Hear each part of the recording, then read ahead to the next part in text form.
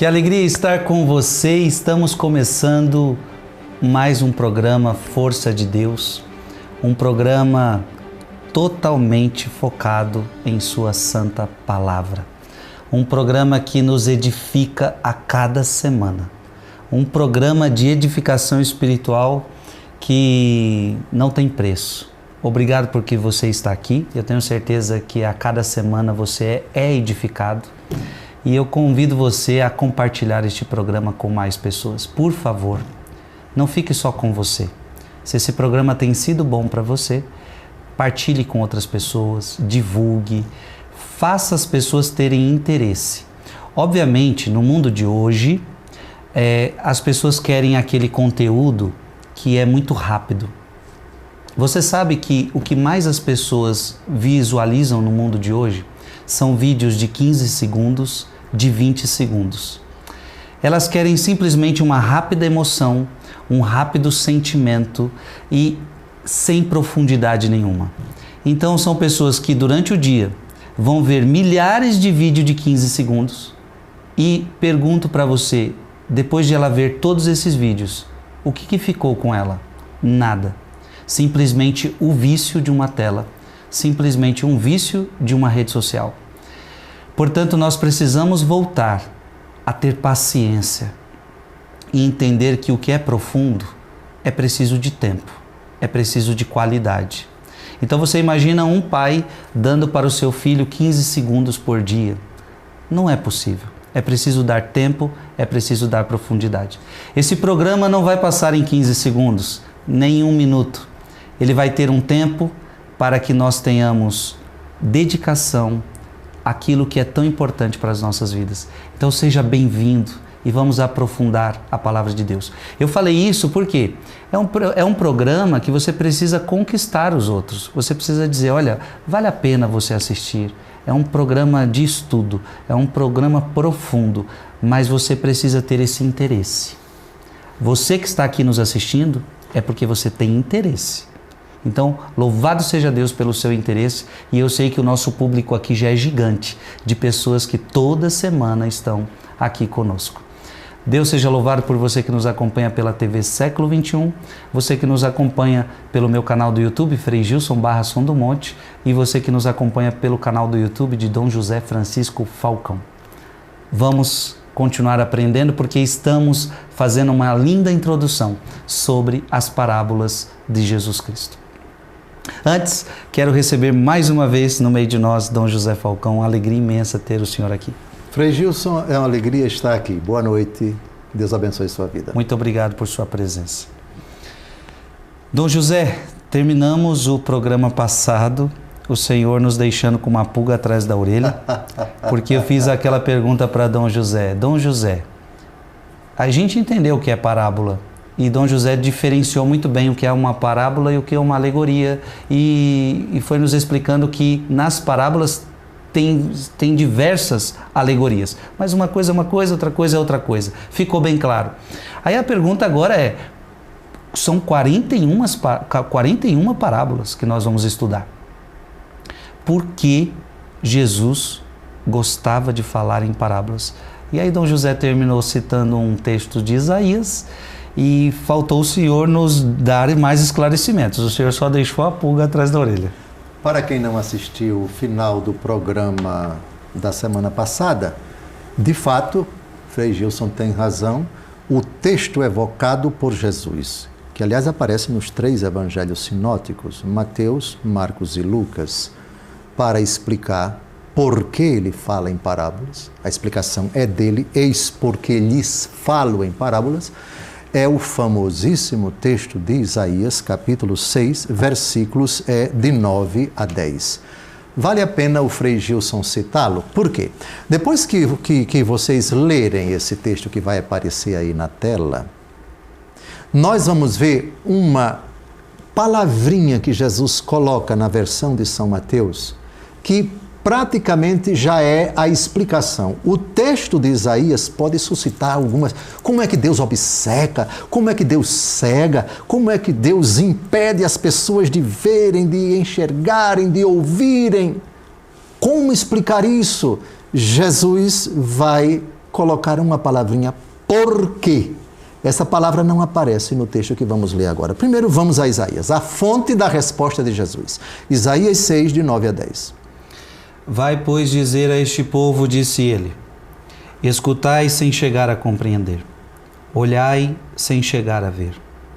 Obceca o coração desse povo, ensurdece-lhe os ouvidos, fecha-lhes os olhos, de modo que não veja nada com os seus olhos, não ouça com os seus ouvidos, não compreenda nada com o seu espírito e não se cure de novo. Pronto, Deus manda o profeta obcecar, Deus manda o profeta ensurdecer os ouvidos, Deus manda os profetas fechar os olhos desse povo para que ele não veja nada, etc, etc. Agora vamos a Jesus.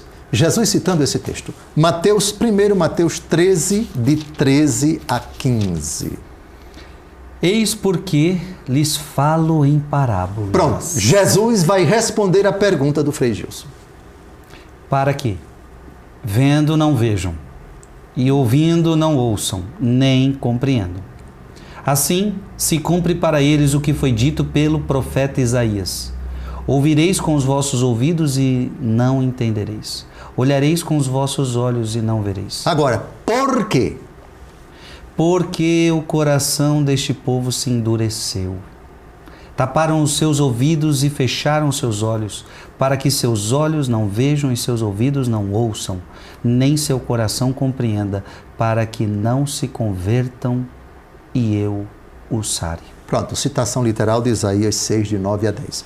Agora vamos à mesma resposta de Jesus em Marcos 4, de 11 a 12. Frei Gilson, por favor. Ele disse-lhes, a vós é revelado o mistério do reino de Deus, mas aos que são de fora, tudo se lhes propõe em parábolas. Desse modo, eles olham sem ver, escutam sem compreender, sem que se convertam e lhes seja perdoado. Puxa, não fique chocado com isso não. Isso aqui, Jesus está cheio de misericórdia ao dizer isso. Não se choque, tem uma explicação. Agora vamos a Lucas 8, de 9 a 10, ou seja, a mesma explicação de Jesus na narrativa de São Lucas. Lucas 8, de 9 a 10. Os seus discípulos perguntaram-lhe a significação desta parábola. Ele respondeu, a vós é concedido conhecer os mistérios do reino de Deus, mas aos outros se lhes fala por parábolas, de forma que vendo não vejam e ouvindo não entendam. Bem, agora vamos começar a resposta a explicar por que Jesus utilizou esse texto. O que está por trás disso? Misericórdia, somente misericórdia. Eu vou evocar agora uma interpretação belíssima de São Jerônimo, presbítero e doutor da Igreja. Ele nasceu no ano 347 e morreu no ano 420. Ele tem uma obra que é o comentário, versículo por versículo, de todo o Evangelho segundo Mateus. Ele diz no livro 2, capítulo 13, parágrafo 15, exatamente o seguinte: explica porque veem sem ver e ouvem sem ouvir. Porque, diz, o coração deste povo se endureceu. Taparam seus ouvidos. E para que não pensemos que o embotamento do coração e o endurecimento dos ouvidos é defeito da natureza e não da vontade, destaca a culpabilidade do livre-arbítrio, dizendo, fecharam os seus olhos, para que seus olhos não vejam e seus ouvidos não ouçam, nem seu coração compreenda, para que não se convertam e eu os sare. Portanto, ouvem em parábolas obscuramente os que, fechando os olhos, não querem ver a verdade. Fecha aspas. Ou seja, quando o ser humano diz, eu não quero ouvir, eu não quero ver, ele se fecha a qualquer possibilidade de acesso, de qualquer explicação, de qualquer coisa clara que chegue ao seu coração, porque ele de má vontade hostiliza, rejeita, rechaça predispondo antecipadamente, já tem o preconceito de não aceitar, de não querer ouvir, de não querer escutar. Portanto, é dureza do seu coração. Portanto, para essas pessoas, é perdido você falar com clareza. É claro que entre as muitas pessoas para as quais Jesus fala, tem muitos dóceis de coração. Dou-vos graças, ó Pai, porque escondeste essas coisas dos sábios e entendidos e as revelaste aos pequeninos. O público para o qual Jesus fala em parábolas é um público misto, de pessoas dóceis, normalmente simples, humildes, e de pessoas nessas condições. Mas está terminando o bloco, a gente retoma isso depois. Meu Deus, portanto, ouvem parábolas obscuramente os que, fechando os olhos, não querem ver a verdade. Isso é algo muito sério. E Jesus, falando com misericórdia, como Dom José Falcão está nos dizendo, mas traz muita dor uma pessoa que não quer ver a verdade. Vamos para um breve intervalo e nós já retornamos.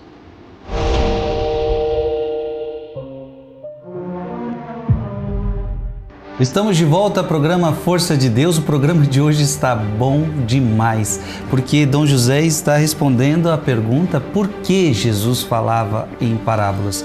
Mateus capítulo 13, versículo 13. O próprio Jesus deu a resposta. Eis por que lhes falo em parábolas, para que vendo não vejam e ouvindo não ouçam nem compreendam. Dom José, eu tenho uma pergunta para o senhor, porque Jesus fala, eu estou dizendo isso para que vocês não vejam, para que vocês não compreendam. Aí logo ele explicou e o senhor deixou isso claro, porque o coração deste povo se endureceu. Mas como que isso se aplica aos que abriram o coração, os que ouvem a parábola e falam, não, eu entendi, eu abro o coração? Marcos capítulo 4, versículo 33. Marcos capítulo 4, versículo 33. A resposta é tão fantástica e é preciso que vocês tenham em mente esses dois versículos. Por que dois versículos aparentemente díspares, aparentemente divergentes? Não há divergência na Bíblia, não há. O que há é o seguinte, uma diversidade de corações no público para o qual Jesus falava as parábolas, ok? No público, dentre as pessoas que estão ali, a multidão, ok?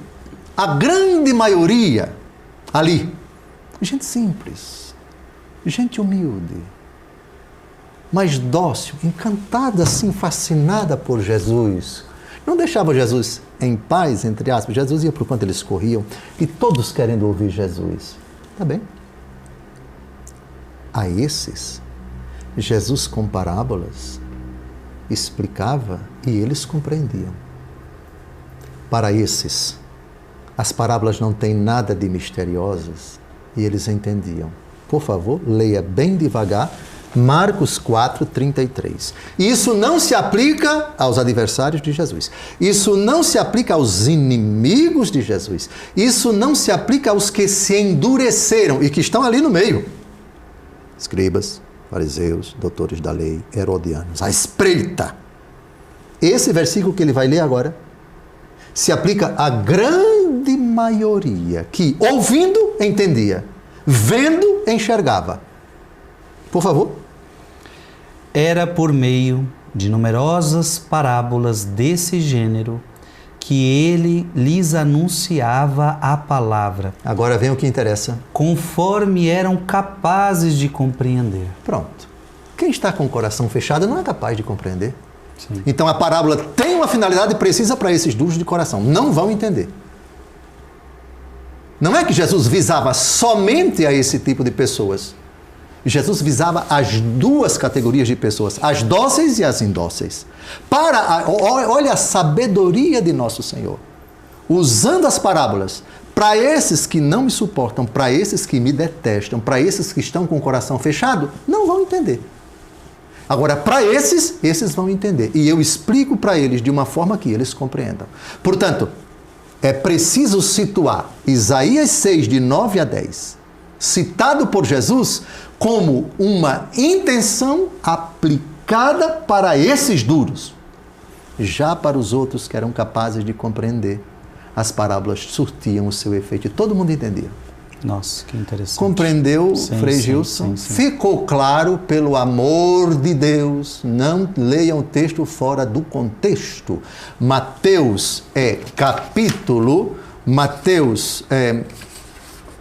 Mateus 13. Capítulo 13, no contexto, me parece, da parábola do semeador, né? Mateus capítulo 13, Jesus cita Isaías 6, de 9 a 10, com uma intenção clara, para os duros de coração que estão no meio da multidão. Esse texto não pode ser aplicado a todo o povo, porque no meio do povo tinha gente fascinada por Jesus, com o coração aberto a Jesus, dóceis a Jesus. Se você tem o coração aberto, eis que estou à porta e bato, Apocalipse 3:20, se alguém abrir, entrarei e cearemos comigo, eu com ele e ele comigo. Portanto, a questão é da docilidade do coração. Então você tem uma plateia de dóceis e indóceis, de abertos e fechados. A parábola vai atender aos dois. Vai ter dois efeitos. Um para esse de coração duro. Não vão entender. Outro efeito para os que têm um coração aberto. Esses vão entender. Marcos, capítulo 4, versículo 13. Pronto. Ficou claro, Dom José, ficou muito claro. Ou seja, começamos a entender que as parábolas, elas têm aquele duplo efeito. Exato, um duplo efeito. Duplo efeito. Além daquilo que o senhor contou antes, que a parábola quer ensinar sempre uma coisa de uma realidade superior, eterna, okay. E por isso se utiliza as parábolas, mas agora o senhor está falando de uma outra realidade que é muito forte, um duplo efeito. Jesus de bobo não tinha nada. Jesus sabia, Nosso Senhor sabia que ele tinha desafetos. Ele tinha inimigos declarados, cínicos, perversos. E tinha a grande maioria dos ouvintes, dos que acorriam a Jesus, bem intencionados, dóceis, que querem ouvir o ensinamento. Ele ensinava como quem tinha autoridade da Escritura. E todos ficavam, mas e agora? Deixar de ensinar para a grande maioria dócil só por causa dessa meia dúzia de sem vergonhas? Não. Jesus é de uma pedagogia tremenda. Lançou mão de um dispositivo linguístico, de um gênero literário, que vai atender, entre aspas, aos dois públicos. Sim. Porque linguagem cifrada, para quem tem o coração dócil, Evangelho segundo Marcos. Ele explica de forma que todo mundo entende. Mas quem tem um coração fechado, essa parábola que para esses teve um efeito positivo, para esses não tem efeito nenhum. Não entenderam patavina, porque já fecharam seus corações. Ô Dom José, aproveitando que o senhor está falando disso, essa atitude de Jesus de falar em parábolas diante de tantos adversários, sim, nos ensina que também nós deveríamos ter essa sabedoria para agir diante dos nossos adversários? Não seja por isso, já lembrei agora, não deis pérolas aos porcos, não joguei coisas santas aos cães, para que não as calquem com os pés e voltando-se contra vós vos estraçalhem. Se você perceber de fato que tem ali um público, aí é que está. Geralmente os públicos eles são mistos e nós não conhecemos o que se passa no coração das pessoas. Se somos chamados a dar o testemunho, procuremos dar, sem nos envergonharmos da verdade que liberta, da verdade que salva. O nosso patrimônio da fé é esse, a nossa fonte é essa, a nossa inspiração é esta e tal, ainda que ali haja adversários. Mas se nós percebermos que esse público, esse contexto, esse ambiente é apenas de pessoas indóceis, aí, por favor, vale o princípio de nosso Senhor Jesus Cristo em Mateus. Vamos procurar aqui o que é que nosso Senhor Jesus Cristo diz no Evangelho segundo Mateus, no capítulo 5, 6 e 7. Não jogueis as coisas santas aos cães, as pérolas aos porcos, para que eles não as calquem com os 7, pés. 6. 7, 6. Pode ler. Não lanceis aos cães as coisas santas, não atireis aos porcos as vossas pérolas, para que não as calquem com seus pés, e voltando-se contra vós, vos despedacem. Pronto, para certas pessoas é até perdido você falar. Perda de tempo. Para certas pessoas, às vezes você tem que falar, mas fale como Jesus, a exemplo de Jesus, com uma linguagem cifrada. Se puder, lógico, o Espírito Santo assistir você. O exemplo é sempre Jesus. Sim. Sempre Jesus. Sim. Dom José, ainda no final deste bloco, eu aproveito para lhe fazer uma pergunta antes de a gente continuar. Vendo as parábolas, vemos que Jesus utiliza coisas que na época se entendia muito bem. Plantação, aquela coisa toda, e vários outros contextos. E hoje a gente já se distanciou um pouco da vida das pessoas daquela época. Então isso pode atrapalhar a gente na compreensão das parábolas? O contexto daquela época, porque Jesus usava aqueles exemplos, tinha a ver com aquela época, aquele povo, o trabalho deles, e hoje mudou muito. Bem, o apóstolo Paulo na carta aos Romanos diz: mas como podem crer se ainda não ouviram? E como podem ouvir se não houver quem pregue? E como pregarão se não forem enviados? Para que nós conheçamos a riqueza da palavra de Deus, que utiliza em várias ocasiões elementos, imagens de uma época remota, para um público que hoje vive na cidade grande, etc. É muito importante o ensinamento. Sim. Então, catequese com relação aos pequenos dentro de casa. Senhores pais, procurem, quanto possível, se valer da palavra de Deus, do catecismo, da ajuda de um católico bem preparado que ajude a dissipar as suas dúvidas, as interrogações, e catequizem os seus filhos, explicando essas imagens que não são claras para eles. Para isso, se valham de vários sites, de vários vídeos, de sacerdotes bem preparados, de bispos, de clérigos, de leigos, que ajudem vocês essa interpretação. E também, lógico, o corpo a corpo. Isto é, recorrer a pessoas que ajudem você a explicar essas imagens. Ensino. Maravilhoso, maravilhoso. Gente, como é que você está? Está gostando deste programa de hoje? Eu estou amando, está maravilhoso. Vamos fazer o seguinte, vamos para um breve intervalo e nós já retornamos, tá? Temos muita coisa ainda para partilhar, então não saia daí não. Uma aguinha, um banheiro e a gente já retorna.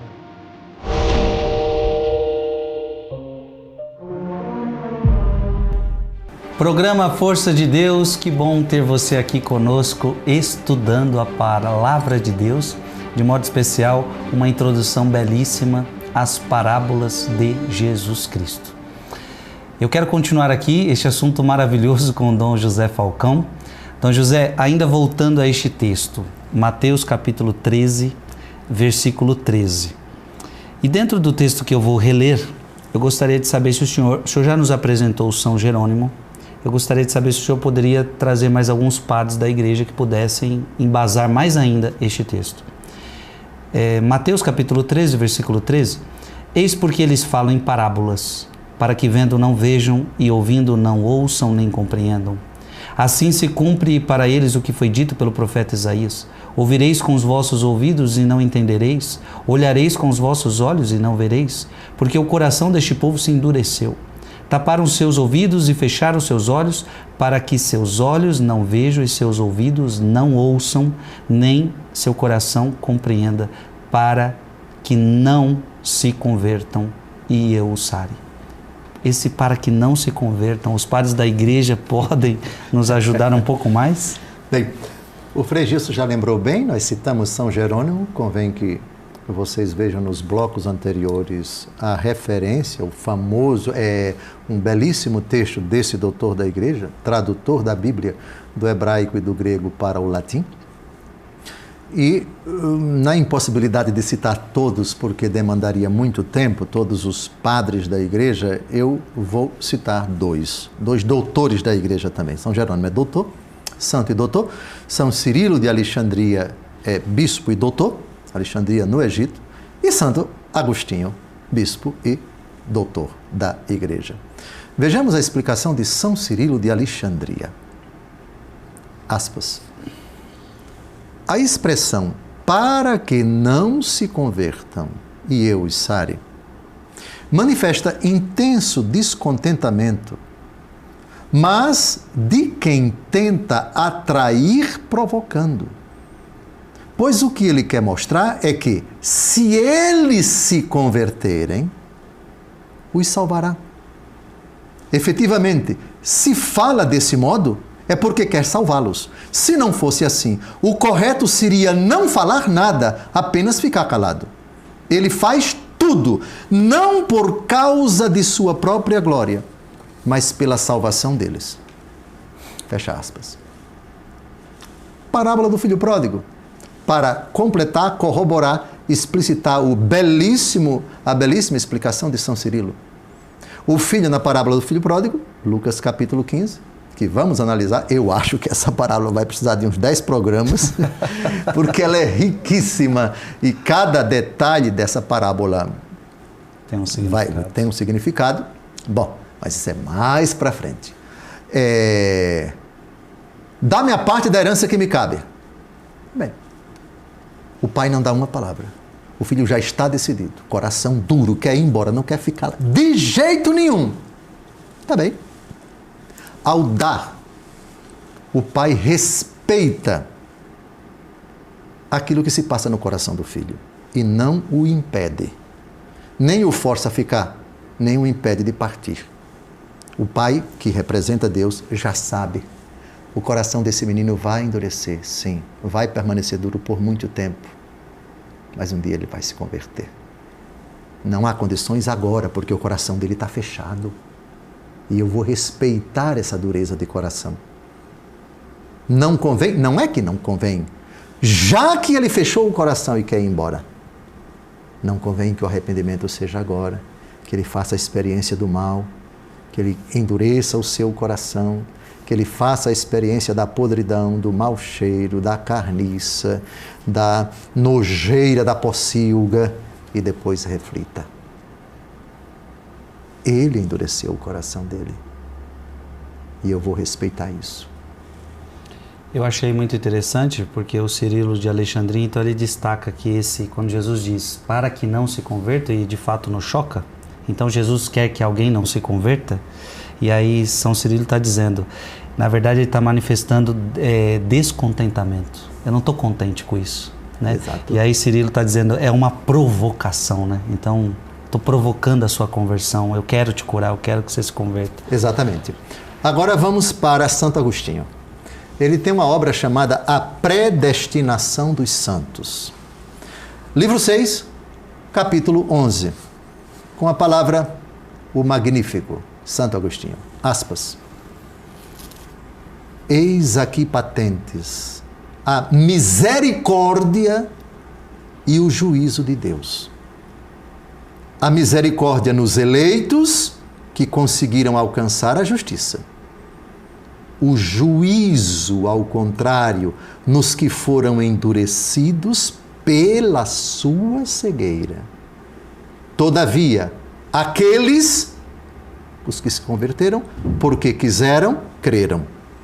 Estes, porque não quiseram, não creram.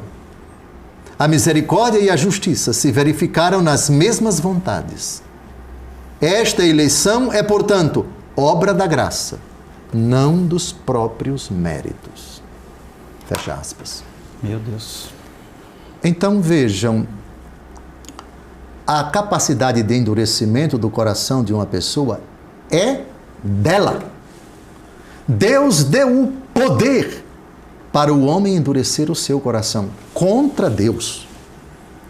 Esse poder está na faculdade de decisão do homem. O homem tem o livre-arbítrio para se endurecer diante de Deus, para se fechar a Deus, para não se abrir a Deus, para endurecer o seu coração diante de Deus. Quando isso acontece, Deus respeita, e esse respeito, ele é traduzido num juízo. É isso que você quer? então eu respeitarei, eu permitirei, eu esperarei a dureza do seu coração um dia se transformar de coração de pedra em coração de carne. Agora, vamos a um texto impressionante, onde Romanos capítulo 9, de 14 a 18, nós temos algo espantoso.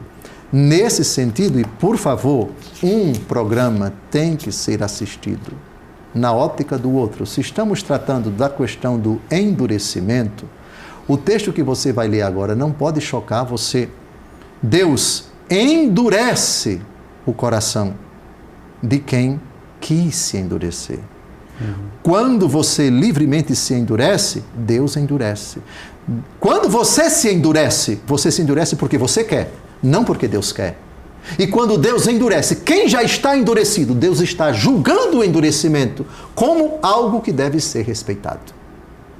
Então agora vamos ver, Deus amolece o coração de quem Ele quer e Deus endurece o coração de quem Ele quer. Romanos 9, de 14 a 18. Que diremos, pois? Haverá injustiça em Deus? De modo algum. Porque ele disse a Moisés, fazei misericórdia a quem eu fizer misericórdia, terei compaixão de quem eu tiver compaixão. Êxodo 33, 19. Dessa forma, a escolha não depende daquele que quer, nem daquele que corre, mas da misericórdia de Deus. Por isso, diz a Escritura ao faraó, eis o motivo porque te suscitei para mostrar a ti o meu poder. Em ti o meu poder, e para que se anuncie o meu nome por toda a terra. Portanto, ele tem misericórdia de quem quer e endurece a quem quer. Pronto. Deus, ao mesmo tempo, tem misericórdia de quem quer e endurece aquele que Ele quer. Deus tem o poder de endurecer, mas isso não significa dizer que Deus, ao fazer isso, Ele viola a capacidade de decisão do homem. Deus só endurece aquele que já está endurecido. A respeito disso, talvez no quarto bloco, a gente vai começar agora a tratar do faraó, já que ele foi citado aqui por São Paulo, na carta aos Romanos, vários textos do livro do Êxodo, onde o faraó endurece o seu coração. E vários textos do mesmo livro do Êxodo, onde Deus endurece o coração do faraó. Mas, afinal de contas, quem foi que endureceu quem? As duas coisas. O faraó endureceu o seu coração e Deus endureceu o coração de faraó. Só que o faraó endureceu o coração num sentido e Deus endureceu o coração de faraó em outro sentido. Dom José aqui suscita vários questionamentos. Ótimo! Estamos aqui para isso. Eu já quero deixar aqui meu questionamento para o próximo. Porque adiante desse versículo, portanto, ele tem misericórdia de quem quer e endurece a quem quer, que já ouvi pessoas afirmando que então, há pessoas então que estão predestinadas à salvação. Só existe predestinação à salvação, não existe predestinação ao inferno. Isso, mas há pessoas que por causa deste texto dizem que você já está predestinado ao inferno. De forma alguma. Vamos então tratar sobre isso um pouquinho no próximo bloco, porque é uma teoria que muitos levantam. Alguns estão predestinados ao céu desde o seu nascimento e outros estão predestinados ao inferno desde o seu nascimento. Ou seja, não há o que você faça, você já está perdido. Então eu queria que Dom José esclarecesse você, se alguém um dia disser a você, a sua vida mostra que você está predestinado ao inferno, não tem o que você faça, entendeu? Então vamos partilhar disso no próximo bloco. O programa é muito bom, ler a Sagrada Escritura vai respondendo questões profundas do ser humano. Veja que isso responde questões profundas nossas. Então, fico feliz de você estar aqui conosco. Então, daqui a pouco, o último bloco, vamos tentar aproveitar ao máximo o que Deus vai nos ensinar.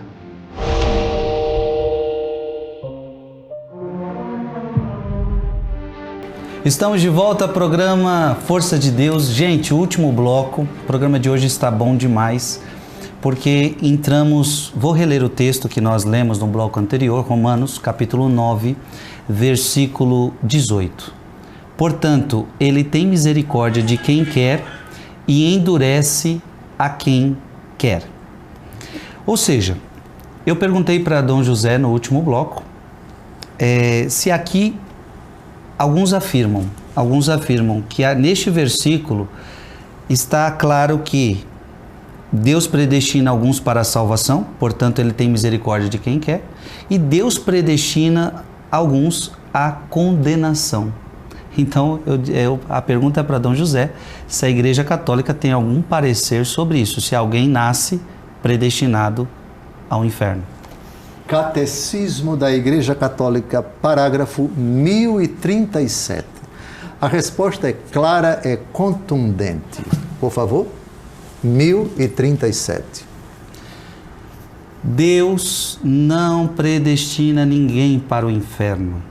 Para isso é preciso uma aversão voluntária a Deus, um pecado mortal e a persistência nela até o fim. Pronto, a resposta é clara. A doutrina católica romana, Sim. fiel à Escritura, afirma com todas as letras: Deus não predestina ninguém para o inferno. Só existe predestinação para o céu. Sim. Então, o que significa Deus endurece aquele que quer? É preciso, para nós entendermos essa afirmação do apóstolo, que foi feita no contexto do faraó. Ele faz alusão aqui a Romanos 9, de 4 a 18. A figura do faraó, ao longo das 10 pragas, primeira, segunda, terceira, quarta, ele vai endurecendo o seu coração. Ele vai vendo os milagres e endurece o coração. Uma vez, 2 vezes, 3 vezes, 4 vezes, 5 vezes. E Deus respeita esse endurecimento. E é o respeito do endurecimento do faraó que leva o Senhor Deus a dizer: endurecerei. Sim. Endurecerei o coração do faraó. É um respeito. É o respeito de Deus no seu julgamento imparcial diante da decisão já tomada, diante do fato concreto do endurecimento que foi iniciativa do próprio faraó. Portanto, quando a Escritura diz, nós vamos ver esses textos todos, se não nesse bloco, só temos 8 minutos, mas eu acho que a gente já pode adentrar nessa questão do endurecimento do faraó. O faraó, ele tomou a decisão de endurecer. E Deus, respeitando essa decisão, ele diz: eu endureci. Isto é, o faraó endureceu por iniciativa dele. E Deus endurece em consequência, respeitando esse endurecimento já tomado. O que é mais certo dizer? Deus respeitou a liberdade dele ou respeitou o livre-arbítrio dele, ou tanto faz? Ninguém é livre para pecar. Quando Jesus disse, quando nós cometemos o pecado, nos tornamos escravos da nossa decisão. É mais exato falar do livre-arbítrio. Livre-arbítrio. Então já vamos entrar em Êxodo 7, de 13 a 14. Êxodo 7, de 13 a 14, e o versículo 22. O contexto aqui é o das pragas do Egito. Foram 10. O coração do faraó só vai amolecer na 10ª praga. Então vamos, Êxodo 13, 14, de 13 a 14, e depois pule para o versículo 22. Entretanto, como o Senhor o havia anunciado, endureceu-se o coração do faraó e ele não quis ouvi-los. O Senhor disse a Moisés: o faraó endureceu o coração, ele se obstina em não querer deixar partir o povo. Mas os mágicos do Egito fizeram outro tanto com seus encantamentos. O coração do faraó permaneceu endurecido e, como o Senhor havia predito, ele não ouviu Moisés e Arão. Pronto, o texto é claro. Quem endureceu o coração do faraó foi o faraó. Sim, está claro? Sim. Pule agora para Êxodo 8, versículo 15. Então os mágicos disseram ao faraó: isso é o dedo de Deus. Mas o coração do faraó permaneceu endurecido. E como o Senhor havia predito, não ouviu Moisés e Arão. Outra prova de que foi o faraó que endureceu o seu coração. E aqui já é a 3ª praga, ele continua endurecido. Exato. Agora vamos a Êxodo 9, primeiro versículo 7, e depois pule para o 34 e o 35. Primeiro, Êxodo 9, 7. Tendo o faraó mandado examinar verificou que não morrera sem nenhum um só animal dos rebanhos dos israelitas. Mas o coração do faraó ficou endurecido e ele não deixou ir o povo. Agora pule para os versículos 34 e 35.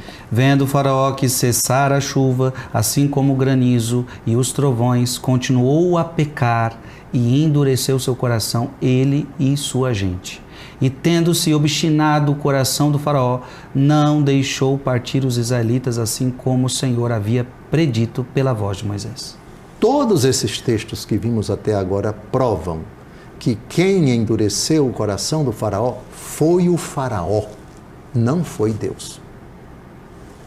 Agora, temos 4 minutos e pouco, a gente já vai começar a ver no mesmo livro do Êxodo, em razão de o faraó ter endurecido e já estando o coração do faraó endurecido, o julgamento de Deus a respeito dessa decisão se chama Deus endureceu o coração do faraó. Isto é, Deus respeitou uma decisão já tomada. Êxodo, capítulo 4, versículo 21. O Senhor disse a Moisés: agora que voltas ao Egito, cuida para que todos os prodígios que te concedi o poder de operar, tu o faças na presença do faraó. Mas endurecerei o seu coração, e ele não deixará partir o povo. Pronto. O coração do faraó já estava endurecido. E é aquela realidade que Deus já conhece, inclusive, as nossas maldades? Correto, corretíssimo, corretíssimo. Agora, próximo texto, Êxodo 7, de 1 a 3.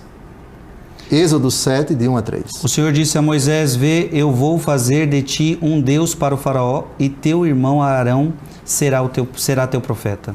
Dirás tudo o que eu te mandar, e teu irmão Arão falará ao rei, para que ele deixe sair de sua terra os israelitas. Mas eu endurecerei o coração do faraó e multiplicarei meus sinais e meus prodígios no Egito. Ou seja, o coração dele já está duro por iniciativa dele. O meu juízo sobre isso, vou endurecer o coração. É isso que ele quer? Enquanto ele estiver com esse coração duro, eu endurecerei o coração dele. É isso que você quer. É o juízo de Deus reprovando uma coisa que já foi iniciativa do próprio faraó. Pule agora para Êxodo capítulo 9, versículo 12.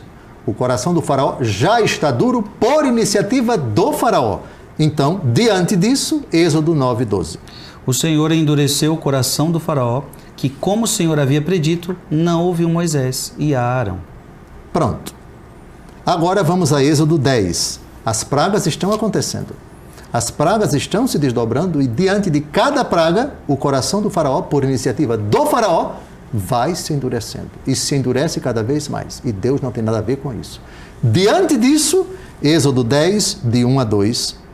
Depois o versículo 20, depois o versículo 27. De 1 a 2. O Senhor disse a Moisés: vai procurar o faraó, porque lhe endureci o coração e o de sua gente para manifestar os meus prodígios no meio deles, para que contes a teus filhos e aos teus netos as maravilhas que fiz no Egito e os prodígios que operei no meio deles, e para que saibais que eu sou o Senhor. Mas o Senhor endureceu o coração do faraó, que não deixou partir os israelitas. Mas o Senhor endureceu o coração do faraó, que não quis deixá-los partir. Pronto. Então agora vamos arrematar, temos menos de 1 minuto e meio. Endurecer não é reprovar, é formular um juízo sobre um estado de pecado. É querer que esse pecado produza visivelmente os seus frutos. O endurecimento não é, portanto, devido a uma iniciativa da ira divina, como se Deus predestinasse alguém à perdição. Ele sanciona o pecado do qual o homem não se arrepende. Quando o homem se endurece, comete um pecado. Quando Deus endurece, ele não é a fonte, mas o juiz do pecado. Isto é, aqui está essa situação que você criou. E eu a ratifico, é isso que você quer? Pronto. É endurecimento para você, é também endurecimento para mim. Mas esse endurecimento não fui eu que quis. Eu estou constatando aquilo que foi iniciativa sua. Esse endurecimento revela a paciência de Deus, que não aniquila o pecador, mas, sem cessar, estende a mão, aguardando que ele se converta. O filho estava longe, o pai nem esperou que ele chegasse, correu ao encontro. O pai está esperando. Está terminando. Gente, sem palavras. O programa foi lindo hoje. Vamos pedir a bênção de Deus para terminar. Nós nos encontramos na semana que vem, se Deus quiser. Abençoe-vos Deus Todo-Poderoso, Pai e Filho e Espírito Santo. Amém. Amém.